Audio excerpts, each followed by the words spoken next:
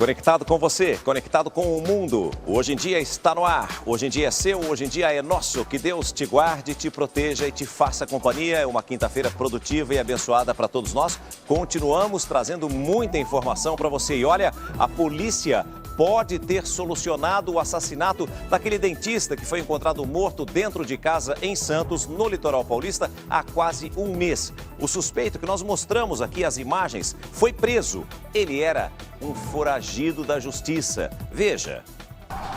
Quase um mês depois do crime, a polícia chegou ao homem suspeito de matar o dentista Pedro Garcia Fernandes Neto. Jeremias César Batista tem 54 anos e era foragido de uma penitenciária do interior de São Paulo. Ele não resistiu à prisão e levou os policiais até a casa onde mora. O imóvel fica neste bairro nobre da Zona Sul de São Paulo. Segundo os vizinhos, Jeremias se mudou para cá com a esposa e os filhos há poucos meses. E ele raramente era visto aqui pela região. Morava de aluguel, pagava R$ 5.500 pela casa com 15 cômodos. No escritório do acusado, as provas do crime. Os relógios roubados, a bolsa onde estava o notebook e remédios usados para dopar a vítima. Jeremias e Pedro caminham na orla de Santos. Ele disse que marcou um encontro pela internet. Os dois seguiram para o apartamento do dentista, que foi amarrado antes do anúncio do roubo. Eu quero a senha do cartão de crédito e onde tem um dólar, um dinheiro, relógio de ouro, essas coisas. Ele pegou e falou assim, tem na gaveta ali tal, a senha é essa. E você me solta, foi só depois de você tomar esse remédio e você dormir. O criminoso obrigou a vítima a ingerir 15 comprimidos de calmantes fortes e disse que o deixou dormindo antes de sair. Ele não admitiu o assassinato. Ele morreu de quê? A vítima, segundo dados preliminares do IML, morreu enforcada. E aconteceu de novo. Criminosos disfarçados de policiais civis abordaram e sequestraram um empresário. A família dele foi obrigada a deixar parte da quadrilha entrar na casa para roubar tudo. Camisas idênticas à da Polícia Civil, mas na verdade eram o uniforme usado por bandidos. Os criminosos, que se passavam por agentes, abordaram um empresário da construção civil que seguia para casa neste carro. A vítima disse que tinha a sirene, parecia com uma viatura e por isso que parou o veículo. Assim que parou o carro, o empresário foi rendido por 3 bandidos disfarçados. Os suspeitos exigiram que a vítima fornecesse o endereço de casa. E enquanto o homem era mantido refém, outra parte da quadrilha foi até a casa dele, avisou os parentes sobre o sequestro e fez com que os familiares permitissem a entrada deles na residência. Em poucos minutos, os ladrões roubaram relógios, bebidas, um videogame, R$2.000 em dinheiro e dólares. Após o roubo, o empresário foi solto na Marginal Tietê, em São Paulo. Ele informou à polícia as características do carro onde foi mantido refém. A polícia encontrou o veículo e fez a abordagem. Tentaram disfarçar e quando realmente foram desmascarados, empreenderam fuga do local, inclusive em alta velocidade, disparando contra a viatura. Durante a perseguição, eles bateram o carro, que ficou com a frente amassada. 2 foram presos no limite entre São Paulo e São Caetano do Sul, no ABC Paulista. Para quem for realmente visualizar, para verificar se realmente é uma viatura policial, né, ou da Polícia Civil ou da Polícia Militar, para não cair nesse tipo de golpe. Agora, como identificar e saber se realmente uma viatura, uma blitz, é verdadeira ou não? É muito difícil. A polícia divulgou imagens das câmeras de segurança de um assalto que aconteceu em um restaurante. 2 funcionários ficaram feridos e um suspeito morreu. As imagens mostram um momento em que os bandidos entram no restaurante. Eles golpeiam funcionários e os levam até uma sala nos fundos. O assaltante coloca o colete à prova de balas do segurança quando começa a troca de tiros com a polícia. Enquanto um dos bandidos é perseguido pela PM, o outro consegue fugir. Um dos suspeitos do crime é o jovem identificado como Patrick, de 20 anos. Ele foi reconhecido por testemunhas que estavam no restaurante. O suspeito foi preso 2 dias após o assalto ao restaurante. Com ele, policiais do 5º Distrito encontraram drogas e uma arma. A advogada do suspeito, porém, nega que ele tenha envolvimento no assalto ao restaurante. Ela diz que tem como comprovar que Patrick estava em casa no momento do crime. No dia, domingo à noite, no horário em que aconteceu esse roubo lá no restaurante Madeiro, o Patrick estava na casa dele junto com várias pessoas. E na rua que ele mora tem algumas câmeras de segurança. A polícia ainda procura outros 2 assaltantes foragidos. Um deles teve o retrato falado divulgado. O outro ainda não foi identificado. Ele estava no carro que deu fuga aos bandidos. Já foi passado por procedimento de reconhecimento, tanto fotográfico quanto pessoal, inclusive de voz, e todas as vítimas que tiveram contato com eles o reconheceram com 100% de certeza. Independentemente desse caso, é impressionante como nós temos a cada dia um número maior de jovens, muitos jovens, no mundo do crime. E normalmente eles começam na adolescência e em alguns casos, inclusive, ainda na infância, lamentavelmente. A família da cantora Taeme, da dupla sertaneja Taeme e Thiago, passou por momentos de terror nas mãos de bandidos armados com fuzis. A quadrilha invadiu a propriedade e manteve o pai dela como refém. O caseiro era o único que estava na propriedade rural, que fica na cidade de Jaguapitã, a 65 quilômetros de Londrina. Os 6 bandidos armados com fuzis e metralhadoras invadiram a fazenda por volta das 8 horas da manhã. Eles obrigaram o caseiro a ligar para o Gilberto, que é o pai da Taeme, para que ele viesse aqui na propriedade. Quando o Gilberto chegou aqui na porteira da fazenda, já foi rendido pelo grupo.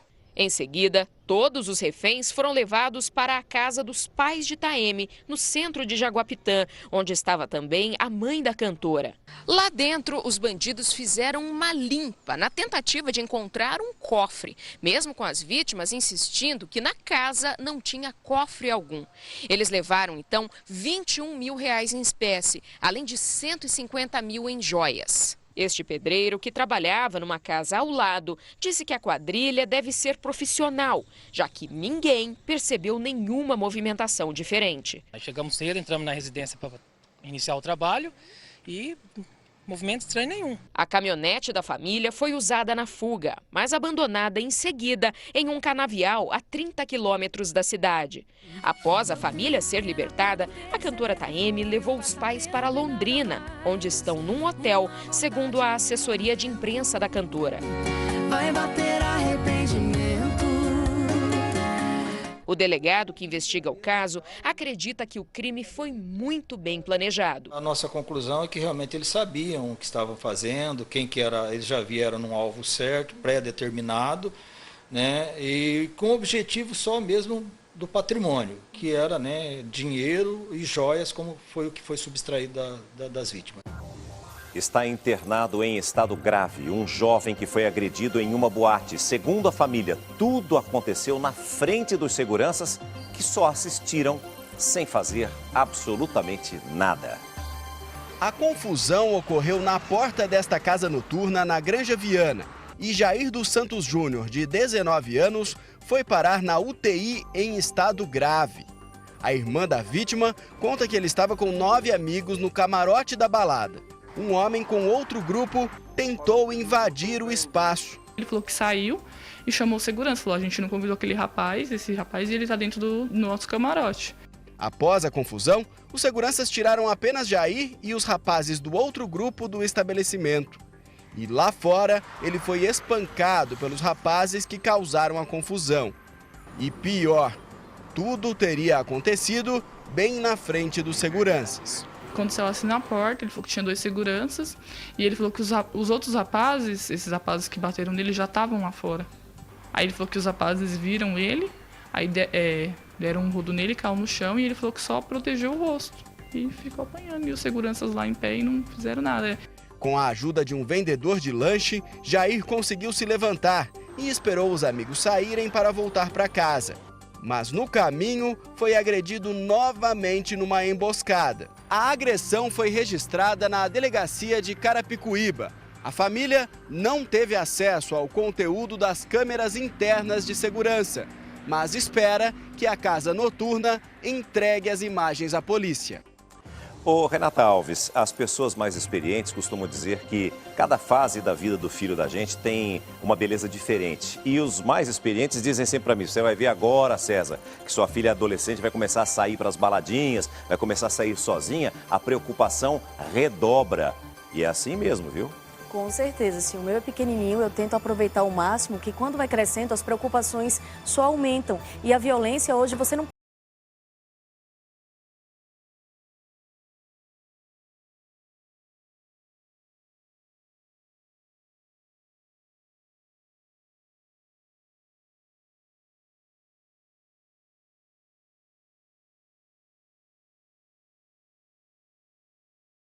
possam esclarecer toda a verdade e que os responsáveis possam ser punidos. A polícia descobriu um desmanche sofisticado de carros em um bairro residencial. Até mesmo um sistema acústico foi montado na casa para que os veículos roubados fossem cortados sem que o barulho chamasse a atenção dos vizinhos. A porta com a estrutura reforçada escondia a câmara do desmanche. Era dentro deste cômodo que os carros furtados e roubados eram desmontados. Eles furtam ou roubam o carro, é levado para esse local e em 40 minutos eles desmontam o carro inteiro, quebram os vidros e distribuem as peças. As fotos mostram a entrada do prédio, portão alto, discreto. Parece uma empresa, lá dentro tem um sistema de acústica perfeito para que não vazasse som na hora que eles estavam desmontando os carros. Quer dizer, os vizinhos não ouviam nada? Absolutamente nada. Quando os policiais chegaram, Conrado Miranda Lupe se preparava para desmanchar um carro novinho, que na loja chega a custar R$90 mil.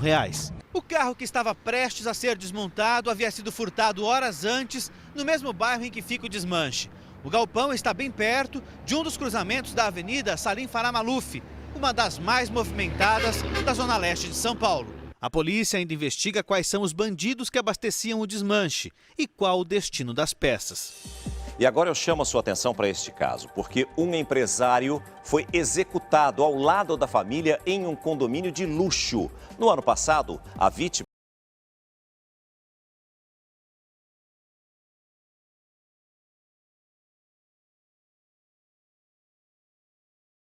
respondia ao processo em liberdade.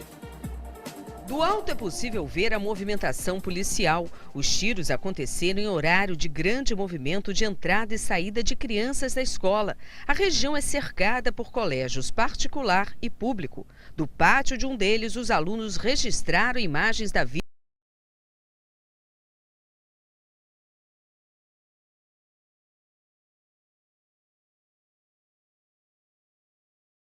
Mas assim, foi muito próximo, né? Rosilene chegava com a filha de 13 anos e teve que buscar abrigo atrás de uma árvore. Não sabia para onde correr, tive que me ficar atrás da árvore. O empresário Miguel Ângelo Santos Jacó, de 57 anos, foi executado na frente do filho de apenas 4 anos e da mulher. Joana Dark Batista, de 40 anos, foi atingida no pé e está internada fora de perigo. Dentro do carro havia uma quarta pessoa, a babá da criança. O menino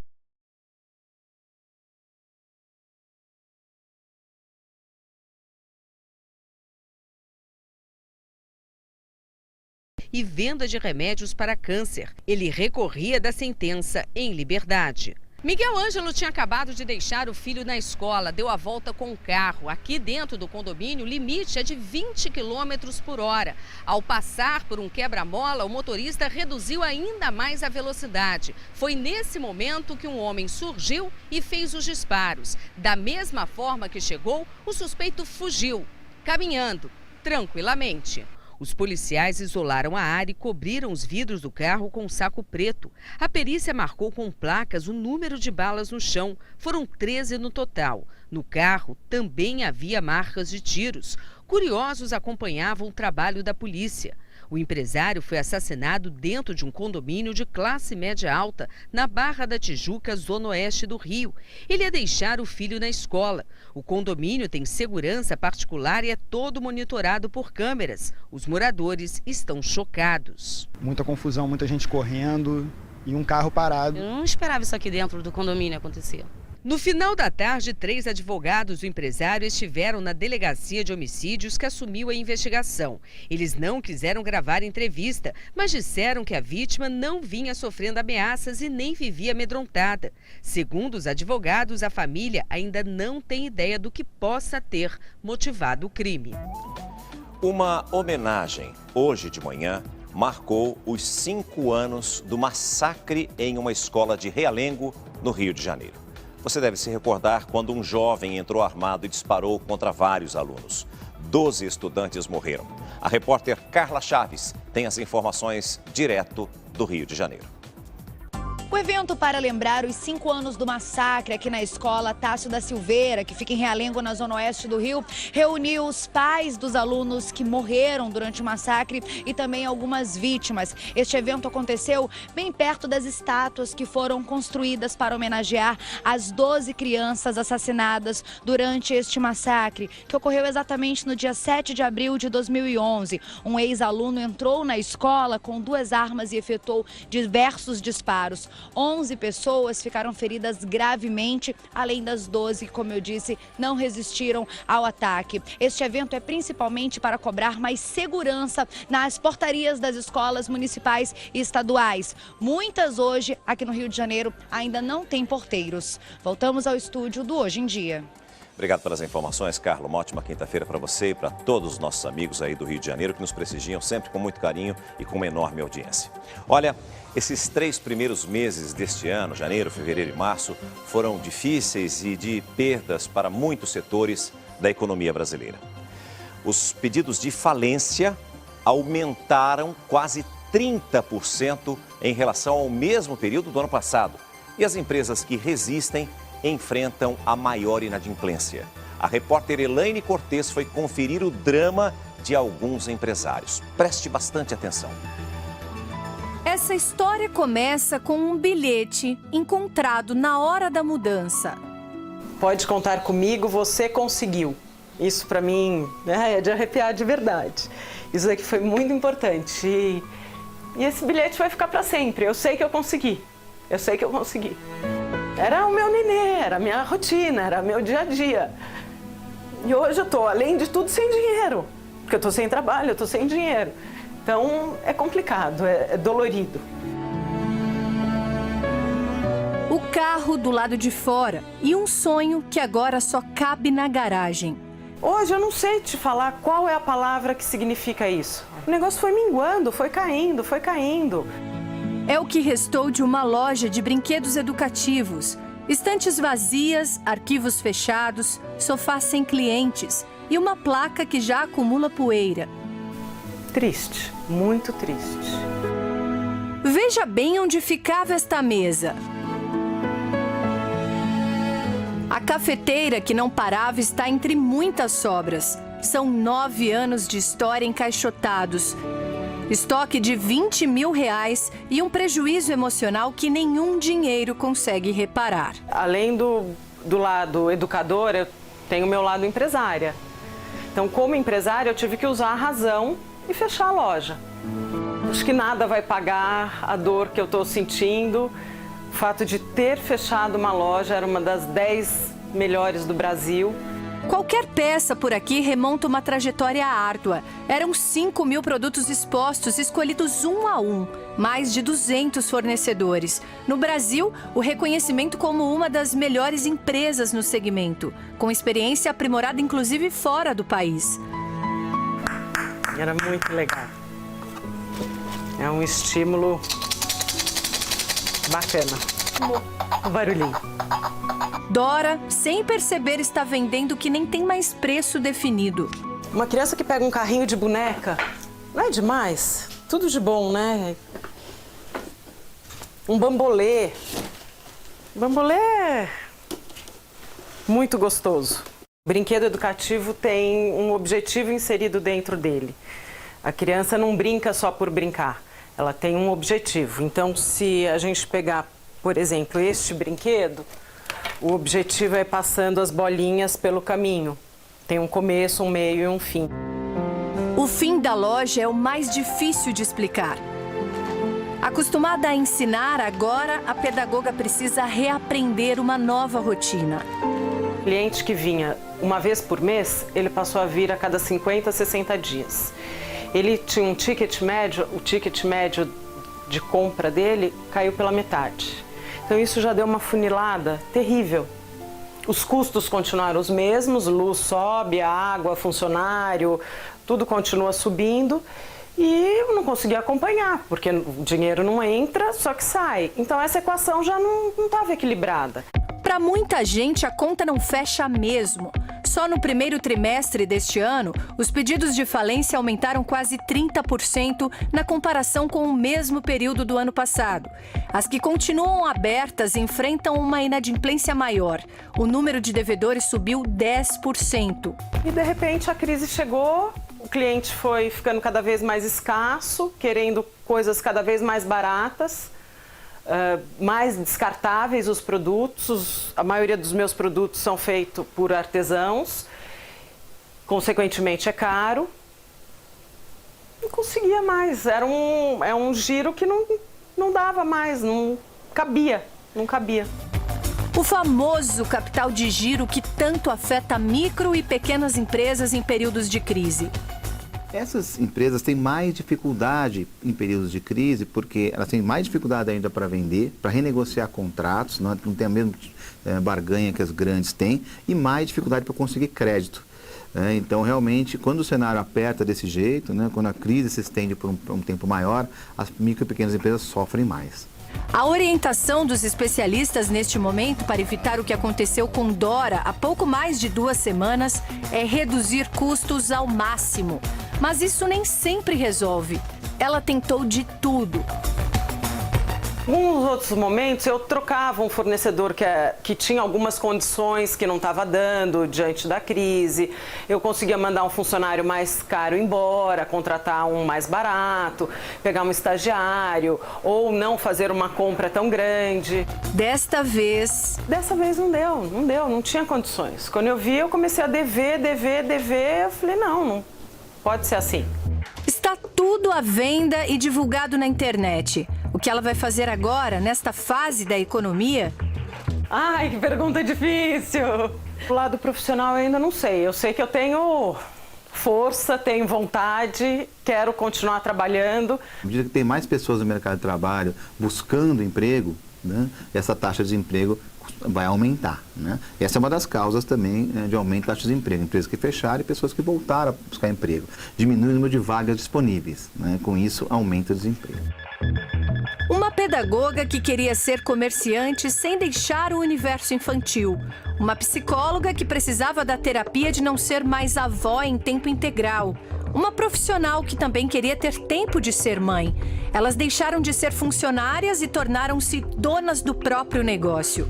Sonhos realizados. Mas e agora? Atendendo, formando uma clientela. Quando a cliente chega para você e diz: ai, não fecha, a loja é linda, as roupas são lindas, vocês têm bom gosto. Aí a gente percebe que a gente fez daqui um sonho e a gente não quer que esse sonho termine.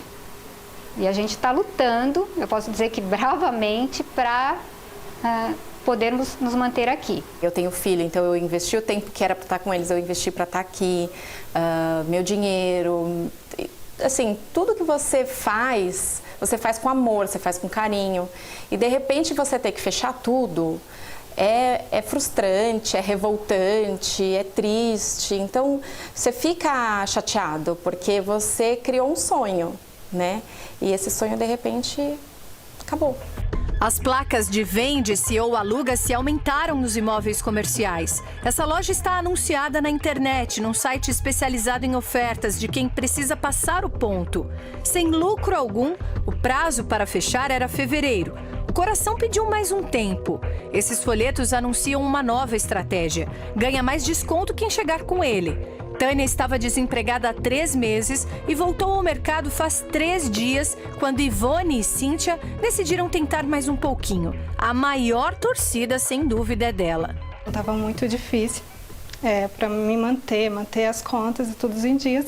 E agora essa oportunidade eu torço muito para que elas continuem para eu poder ficar. Essas microempresárias já estão na última tentativa. Zeraram o estoque, fizeram uma negociação muito firme com os fornecedores para repassar um desconto maior para os clientes. A promoção aqui é um tema para o ano inteiro e ainda assim está muito difícil escapar da crise. Mais desafiador do que isso é imaginar o que fazer depois, caso elas tenham que baixar as portas. A dúvida de Ivone e de Cíntia, se isso acontecer, é a mesma enfrentada hoje por Dora. Trabalhar com o quê? Já que está todo mundo no mesmo barco. Você precisa estar investindo dinheiro. Na crise, a gente sabe que vem as grandes ideias. A minha grande ideia ainda não veio. Mas o maior talento do brasileiro é não se abater por uma outra crise, a de autoestima. Revendo as fotos, Dora lembrou que pode ser mais. Feliz. Dobrando roupinhas e vestindo manequins, Cíntia e Ivone perceberam que elas são mais do que um CNPJ. Nós pensamos em outras alternativas. Uma delas é a venda porta a porta, que é o que era antigamente e voltar até agora. Principalmente porque a gente tem muito estoque e a gente falou, então por que não zerar esse estoque batendo de porta em porta para vender e fazer com que esse dinheiro retorne e você não tem custo de aluguel, você não tem que pagar água, você não tem que pagar luz, né? Então você reduz o seu custo fixo e você continua atuando na mesma área. Na crise, se um empresário perder tudo e ainda sobrar vontade de dar a volta por cima, esse sim é o maior saldo acumulado. Tenho vontade de voltar como empresária, eu tenho vontade de voltar para o campo, para o mercado de trabalho, eu tenho vontade de dar assessoria para outras lojas, para não passar o que eu passei, eu tenho vontade de estar com as mães para orientar na escolha do brinquedo. Eu acho que eu ainda tenho muita vontade. Foi um problema de um país, de uma situação, que eu tive que optar pela razão. Então, continua valendo o que eu consegui e vou continuar conseguindo.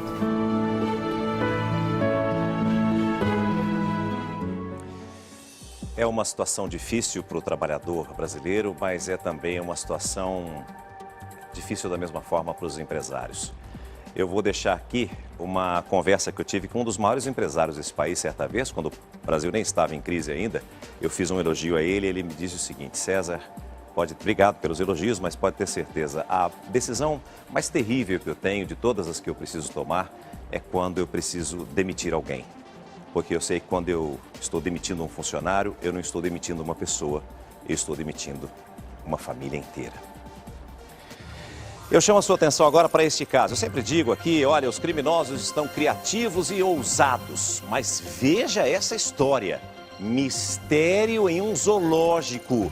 Um jacaré sumiu do local e sem deixar pistas. A polícia acredita que o animal tenha sido levado do local por criminosos. O jacaré não é pequeno, não. Pesa 60 quilos e tem mais de 2 metros de comprimento. A equipe do zoológico de Cascavel, no oeste do Paraná, procurou o animal em todos os lugares possíveis. Até mesmo o lago do zoo foi esvaziado para saber se o animal não havia morrido e o corpo afundado. Descartada a fuga por conta própria, a polícia acredita que o jacaré tenha sido roubado e com a participação de mais de uma pessoa. Um suspeito que postou recentemente uma foto com um jacaré em uma rede social foi ouvido, mas, no entanto, ele negou que o animal seja o mesmo que sumiu do zoológico. E a polícia divulgou o retrato falado do idoso que morreu baleado durante um dos confrontos entre as torcidas organizadas do Palmeiras e do Corinthians no último domingo em São Paulo. A vítima não tinha nada a ver com a confusão. Agora, com a divulgação do retrato falado que você acompanha aí, a polícia pretende localizar familiares ou conhecidos do idoso. A vítima tem entre 50 e 55 anos aproximadamente, pele parda e não aparenta ser morador de rua. Por enquanto, o corpo vai continuar no Instituto Médico Legal, mas se ninguém aparecer nos próximos dias, ele será enterrado como indigente. O idoso morreu com um tiro no peito durante uma briga das torcidas em frente à estação de trem em São Miguel Paulista, na Praça do Forró, no extremo leste da capital paulista. Até agora, o responsável pelo disparo não foi identificado. Pânico em uma das avenidas mais movimentadas de Salvador durante uma perseguição policial a assaltantes. E tudo começou depois que 2 suspeitos roubaram um carro em frente a um supermercado. Antes de iniciar a fuga, eles também teriam assaltado algumas pessoas que estavam num ponto de ônibus. A polícia percebeu a movimentação e foi atrás dos bandidos. Houve troca de tiros e, na fuga, os criminosos bateram em 2 veículos, um deles um táxi. A dupla, que não teve a identidade revelada por enquanto, foi levada para a delegacia de furtos e roubos de veículos. Ninguém ficou ferido. Eu chamo a sua atenção agora para este outro caso. Um médico foi preso suspeito de dopar e abusar sexualmente de 2 pacientes de 18 e 23 anos, respectivamente. Os abusos teriam acontecido dentro da clínica de estética onde ele trabalha. O dermatologista de 48 anos foi agredido por um homem no momento em que era colocado na viatura. A denúncia de abuso sexual foi feita por 2 pacientes. Elas relataram em depoimento que dormiram logo após tomar um medicamento oferecido pelo profissional. E, ao acordar, sentiram fortes dores e perceberam o abuso. Após a confirmação de um exame, elas procuraram a polícia. Este caso aconteceu em Montes Claros, Minas Gerais. E uma idosa foi agredida por um assaltante dentro de casa em Patos de Minas, Minas Gerais. Ela fez de tudo para tentar se defender do homem que, acredite, usou um martelo de borracha para agredir a senhora. Usando uma camisa para esconder o rosto, o criminoso agride a idosa de 62 anos no quintal da casa. Ele agride a vítima com um martelo de borracha e joga a ferramenta para o lado. A idosa resiste. Repare que o cachorrinho da vítima se desespera. Eles saem do vídeo por alguns segundos. E logo o homem reaparece correndo. O cachorrinho vai atrás, mas o bandido consegue fugir. O bandido se aproveitou dessa parte da cerca elétrica rompida para pular o muro. Aqui fora, um comparsa já o esperava de moto. Eles fugiram levando R$400, celular, relógio e uma bolsa com documentos da vítima. Alisson Daniel Silva, de 26 anos, foi quem invadiu a casa. Carlos Aparecido Gonçalves, de 40 anos, ficou do lado de fora. Segundo a delegada responsável pelo caso, os homens confessaram o crime. A moto usada pelos criminosos foi apreendida. Alisson e Carlos já tinham passagens na polícia por furto, roubo e tráfico de drogas. Ambos cumpriam pena em regime semiaberto quando cometeram o crime. Agora podem voltar ao regime fechado. Roubo, furto, tráfico de drogas, cumpriam pena em liberdade. É brincadeira, não é? Fala a verdade, isso não é um país sério. Agora eu espero que a justiça seja feita agora com a nova prisão, principalmente desse aí que covardemente agrediu essa idosa. Você entendeu o que eu quis dizer, não é? Ainda não se sabe o que provocou um incêndio que atingiu a Companhia Hidrelétrica do São Francisco, no Recife. 2 caminhões e 5 tanques com óleo mineral usado em bobinas de energia elétrica foram queimados. Os bombeiros levaram 6 horas para resfriar os tanques de combustível. Felizmente, não houve feridos. Mais uma quadrilha levou uma fortuna durante um assalto a uma transportadora de valores. As empresas que transportam e guardam milhões de reais viraram os alvos preferidos dos criminosos. O número de ataques a carros fortes este ano em São Paulo já é quase metade de todos os casos registrados no ano passado. Milhares de reais a caminho do carro forte, quando de repente... No treinamento, vidas e dinheiro salvos. Mas na rua, não tem sido assim. Criminosos fecharam um trecho da rodovia Anhanguera, no interior de São Paulo. O carro forte foi metralhado. Os vigilantes ficaram em estado de choque. Um deles acabou baleado na perna. A quadrilha ainda explodiu o cofre do veículo e levou todo o dinheiro. Para trás, os assaltantes só deixaram munição de fuzil. Escutei os barulhos do tiro. Aí quando eu escutei o barulho do tiro, eu peguei e voltei pra dentro, pra não tomar nenhum, né, mano? Então já tomam de graça e morre sem saber de nada. No começo da semana, uma ação ainda mais ousada em Santos, litoral paulista. Acabavam de dar tiros aqui, daqui a pouco eu dava tiro pra lá e... Deus me livre. Até dinamite foi usada pela quadrilha. O desfalque pode ter chegado a 50 milhões. Neste curso que forma vigilantes, não parece. Mas os trabalhadores do setor estão cada vez mais amedrontados. Na entrevista, a gente já consegue avaliar alguns abalos aí, alguns transtornos que mostram pra gente como eles estão vulneráveis a exercer a função de vigilante. Depois de vivenciar um assalto, 4 em cada 10 não conseguem voltar às ruas, segundo esta psicóloga. A mudança de comportamento não demora a aparecer. A pessoa era calma, começou a ficar agressiva. E o medo, né? E o medo de continuar trabalhando. O momento de maior vulnerabilidade. Entre teoria e prática, são pelo menos 250 horas na formação de um vigilante do transporte de valores. Mas diante de um ataque real, esse treinamento todo pode não ser suficiente. E nem toda a blindagem vai garantir segurança se o bandido estiver mais bem armado. Os bandidos hoje, eles têm armas de poder material muito superior. Eles têm fuzis, têm metralhadoras calibre .50, que perfuram a blindagem, onde uma calibre 12 e uma pistola 380 não são suficientes.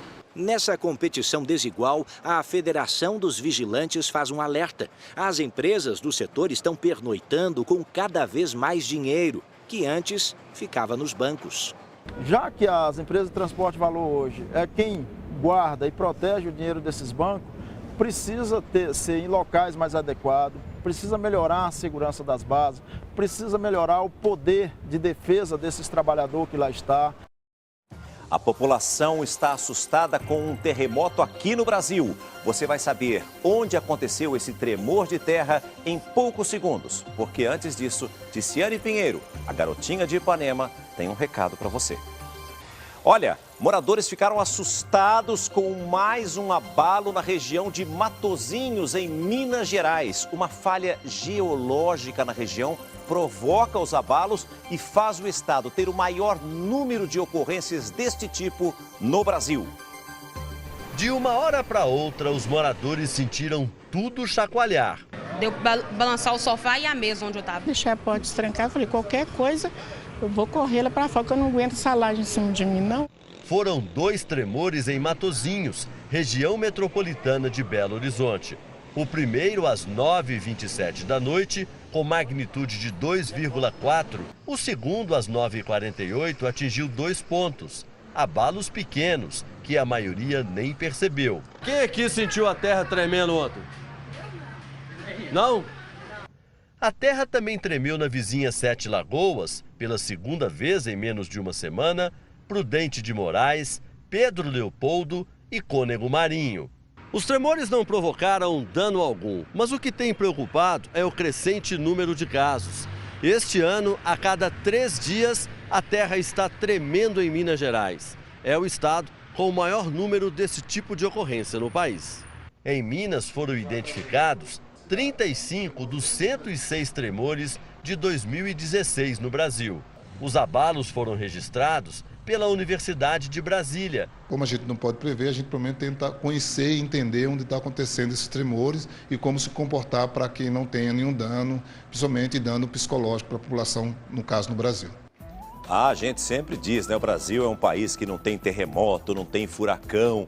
Mas aí eles já começaram, de vez em quando aparece também um ciclone, tufão, né? E olha aqui. 6 meses após o naufrágio de um navio carregado com 5.000 bois no Pará, a população ainda sofre com os impactos ambientais. Carcaças de animais continuam submersas e o óleo que vazou da embarcação ainda se espalha pelas praias da região. 6 meses se passaram desde que o navio de bandeira libanesa naufragou no porto de Vila do Conde, em Barcarena, com a carga de 5.000 bois vivos.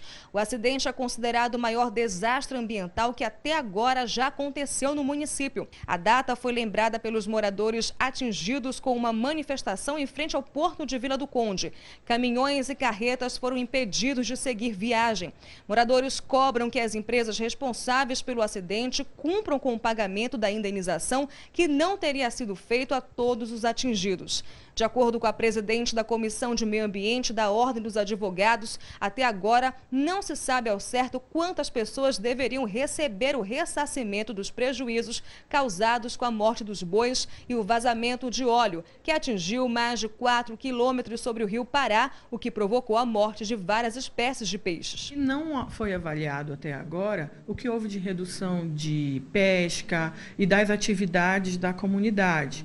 Nós poderemos considerar que quem recebeu seriam os impactados direto com o acidente. A OAB também questiona o motivo da embarcação ainda não ter sido removida, já que a empresa responsável por fazer a salvaguarda já teria sido escolhida. Logo que houve a audiência pública com os deputados federais no município de Barcarena, já informava com capacidade técnica para remoção do navio e dos bois.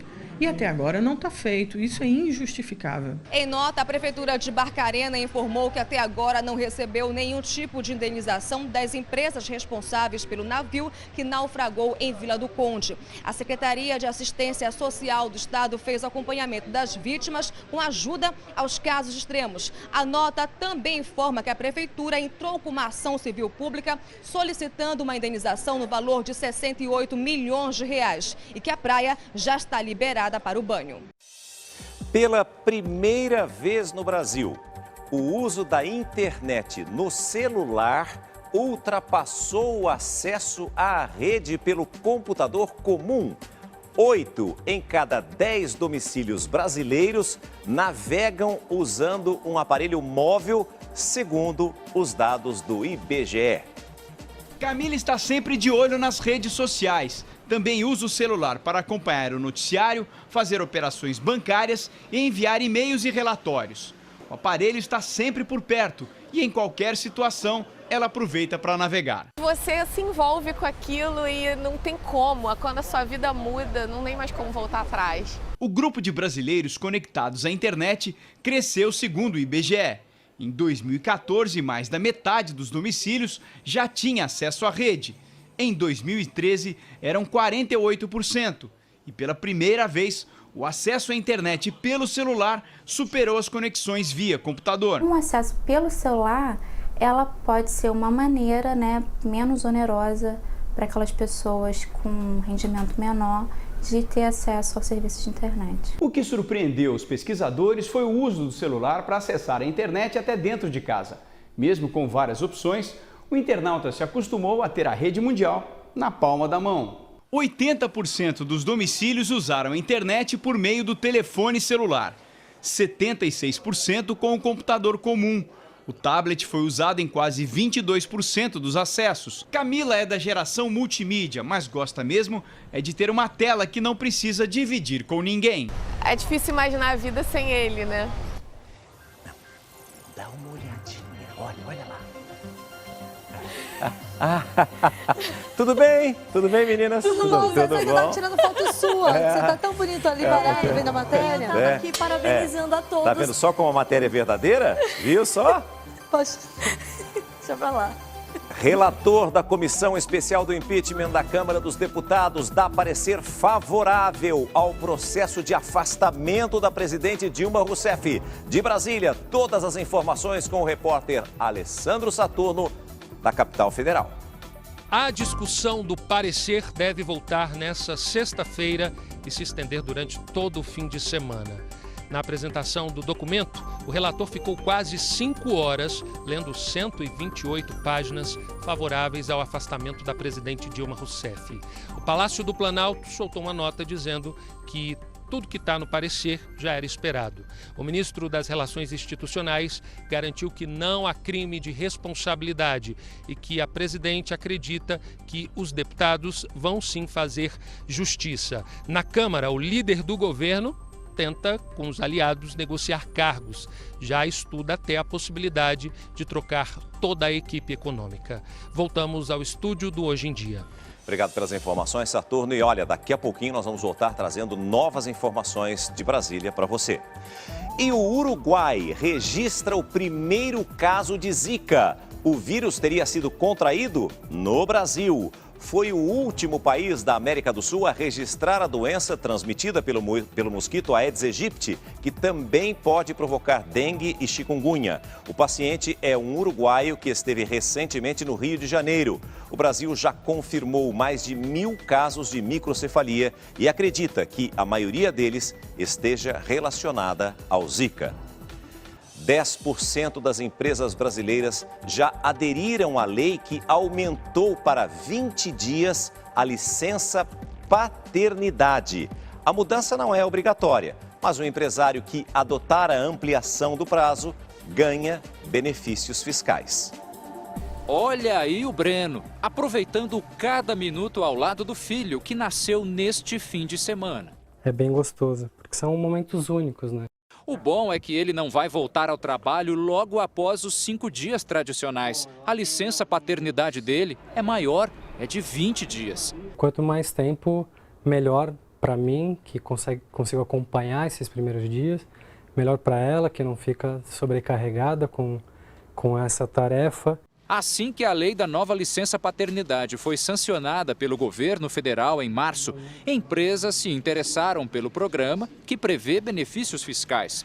Esta de auditoria em São Paulo estendeu o direito aos 2.500 funcionários. Os gestores garantem, deixar os novos papais em casa por 20 dias não traz qualquer prejuízo. Não é nada que a organização não continue acontecendo, sobrevivendo, porque de 5 a gente está passando para 20 dias. Esse tipo de comportamento já vem sendo mais comum. Uma pesquisa, inclusive, mostra que o número de empresas brasileiras que adotaram a nova licença paternidade cresceu, e não é pouco, 10%. Segundo o levantamento, as empresas mais interessadas na nova prática sempre investiram no bem-estar dos funcionários, que também costumam ter alta qualificação.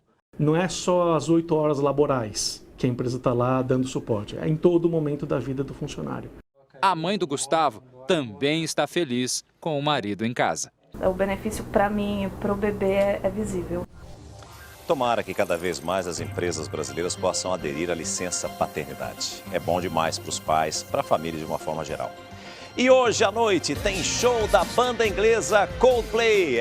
Aqui em São Paulo, a repórter Tainá Falcão acompanha toda a movimentação em frente ao estádio e tem outras informações pra gente. É com você, Tainá. Oi, César, bom dia para você, bom dia turma do Hoje em Dia. Expectativa grande, principalmente para quem está há dias, há semanas, esperando para ver a banda Coldplay de pertinho. O show só começa às 9 horas da noite, mas dá só uma olhada na fila. O pessoal está ansioso, todo mundo querendo acompanhar esse show, que é o segundo da turnê sul-americana, A Head Full of Dreams. E agora a banda já anunciou que vai trazer algumas surpresas para esses fãs. Por exemplo, vai fazer uma homenagem ao cantor também britânico David Bowie. E a banda tem pedido também, César, para que esses fãs utilizem as redes sociais com a hashtag São Paulo Request para pedir uma música. E aí a canção mais votada vai ser tocada aqui no Allianz Parque, no show que começa às 9 horas da noite. Depois dos paulistanos, depois de São Paulo, né, porque tem gente de todo o Brasil, é a vez do Rio de Janeiro acompanhar o som do Coldplay. César. Obrigado pelas informações, Tainá. Uma ótima quinta-feira para você. E olha, eu chamo a sua atenção agora para essa história emocionante. Porque a doação de órgãos não apenas salva vidas, mas aproxima famílias e serve de alento para quem perdeu um parente. Você vai ver agora um encontro emocionante em que a mãe de um jovem que morreu aos 18 anos de idade voltou a ouvir o coração do filho.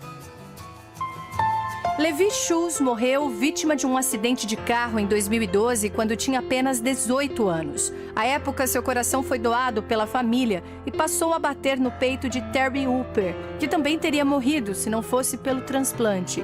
Desde então, a família do doador e Terry tentaram se conhecer por inúmeras vezes, mas o tão esperado encontro só aconteceu agora, 4 anos depois. Emocionada, a mãe de Levi, o jovem doador, voltou a ouvir os batimentos do filho, dessa vez através de Terry, que ainda presenteou a família com um bicho de pelúcia que reproduz a batida do coração.